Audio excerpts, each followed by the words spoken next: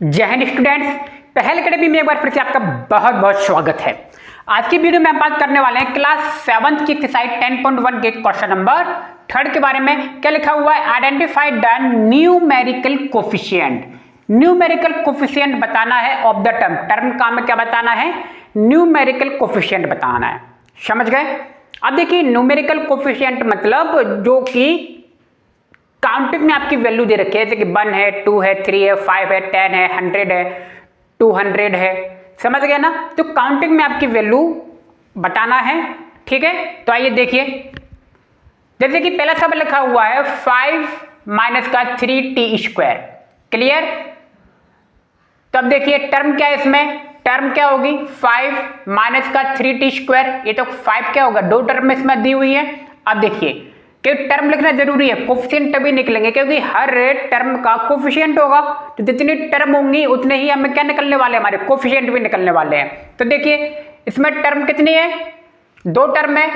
अब देखिए टर्म में हमेशा एक बात ध्यान रखना, कोफिशिएंट वेरिएबल और कोफिशिएंट से समझ लीजिए। कोफिशिएंट आपकी एक न्यूमेरिकल वैल्यू भी होती है, यानी कि मल्टीप्लाई में क्या है, सीधी सी बात है। न्यूमेरिकल कोफिशिएंट जो किसमें दिया होगा? नंबर में दिया होगा। काउंटिंग में 1 2 3 वो होता है न्यूमेरिकल कोफिशिएंट। ठीक है, अब यहां पे देखिए वेरिएबल क्या होता है? तो जो अल्फाबेट्स आपके लिखे होते हैं वो वेरिएबल्स होते हैं। क्लियर? तो अल्फाबेट के जो मल्टीप्लाई में होता है वो कहलाता है आपका कोफिशिएंट। ठीक, कोफिशिएंट किसी का भी हो सकता है, जैसे कि मैं अभी बात करूंगा। पहले अपन इसमें बात कर लेते हैं न्यूमेरिकल कोफिशिएंट के बारे में, फिर मैं समझाता हूं कि कोफिशिएंट एक्चुअली निकालेंगे कैसे। देखिए टर्म क्या है? दो टर्म है। अब देखिए 5 में तो आपका क्या वेरिएबल दिया नहीं है, तो 5 का कोफिशिएंट हम नहीं निकालेंगे क्योंकि न्यूमेरिकल वैल्यू पहले से ही है। तो न्यूमेरिकल कोफिशिएंट किसका निकालेंगे? माइनस का 3t² का।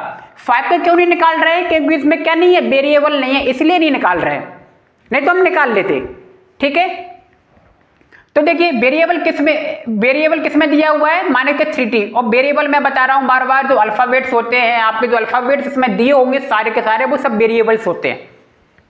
ठीक, तो अब देखिए माइनस का 3t में कोफिशिएंट क्या है? t के मल्टीप्लाई में क्या है? माइनस का 3 है, तो माइनस का 3 यहाँ पे क्या हो गया? आपका कोफिशिएंट हो गया, न्यूमेरिकल कोफिशिएंट।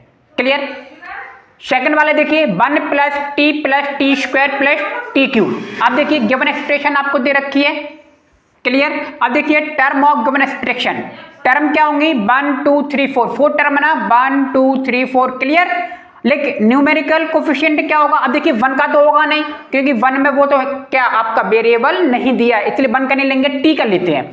t के मल्टीप्लाई में क्या है? देखिए कुछ नहीं है तो क्या होता है? 1 होता है, ये बात हम जानते हैं। अब देखिए न्यूमेरिकल कोफिशिएंट ऑफ t², ये t का था, t² के मल्टीप्लाई में भी क्या दिया है? कुछ नहीं है तो 1 होता है।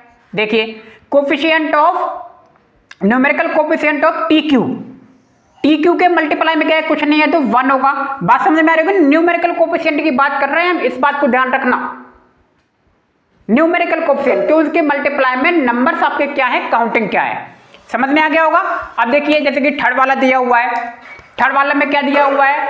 x प्लस 2xy प्लस का 3y। ये तो आपके देखिए क्या दिया? एक्सप्रेशन है। टर्म क्या हो जाएंगे?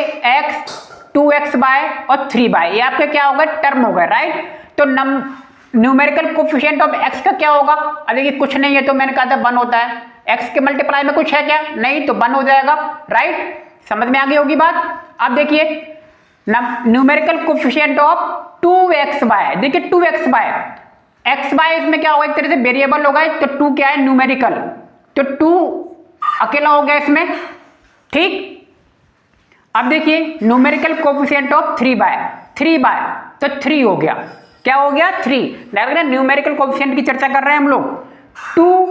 अब देखिए अगला सवाल 2 दिया है l प्लस b।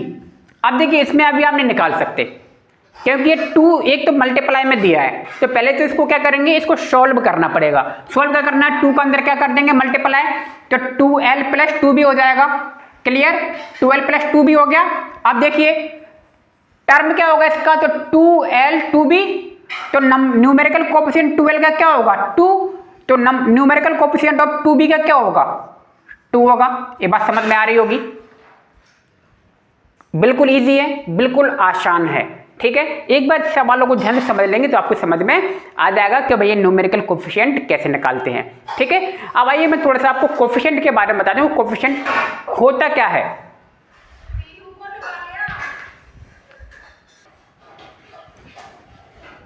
देखिए जरा, अब मैंने एक सवाल आपको दिया है, हमें एक टर्म दी है 7x बाय, क्या दिया है 7x बाय। ठीक है, अब देखिए न्यूमेरिकल कोफिशिएंट क्या होगा 7x बाय का, न्यूमेरिकल कोफिशिएंट तो 7 हो गया, राइट, ये हम कर चुके हैं। लिटरल कोफिशिएंट क्या होगा कि 7 तो न्यूमेरिकल था ना, तो न्यूमेरिकल निकाल दिया, लिटरल कोफिशिएंट क्या हो जाएगा आपका x बाय हो गया। ठीक है, लिटरल कोफिशिएंट क्या हो गया x बाय, ये बात समझ में आ रही है। यानी कि आप इसमें देख लोगे जो 2x बाय लिखा हुआ था, 2 तो क्या हो गया था आपका न्यूमेरिकल कोफिशिएंट हो गया था, तो x बाय यहाँ पे क्या हो गया लिटरल कोफिशिएंट हो गया। ठीक है, एक तरह से वेरिएबल भी कहते हैं।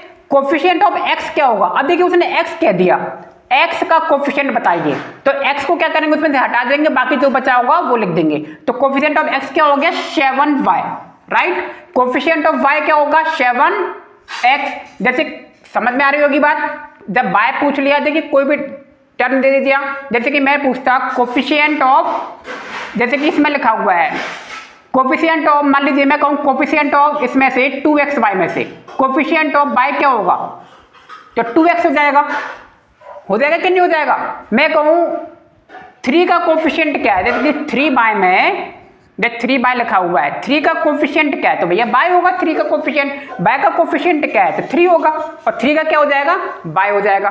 कोफिशिएंट समझ में आ रहा है ना। तो अब देखिए ये 2b लिखा है, b का न्यूमेरिक कोफिशिएंट क्या है 2, और 2 का कोफिशिएंट क्या है b। समझ में आ रही है बात। तो इसी तरीके से आप देख सकते हैं भैया कि न्यूमेरिक कोफिशिएंट किसे कहते हैं, कोफिशिएंट ऑफ x कैसे लिखा जाएगा, y कैसे लिखा जाएगा, और लिटरल कोफिशिएंट क्या होता है, ये सब मैंने बेसिक में भी बताया हुआ है, आप एक बार यहाँ पे ध्यान से समझ लें। ठीक है, उम्मीद है सवाल आपको समझ में आ गया होगा। तो मिलते हैं नेक्स्ट वीडियो में, आप सभी का बहुत बहुत धन्यवाद, थैंक यू।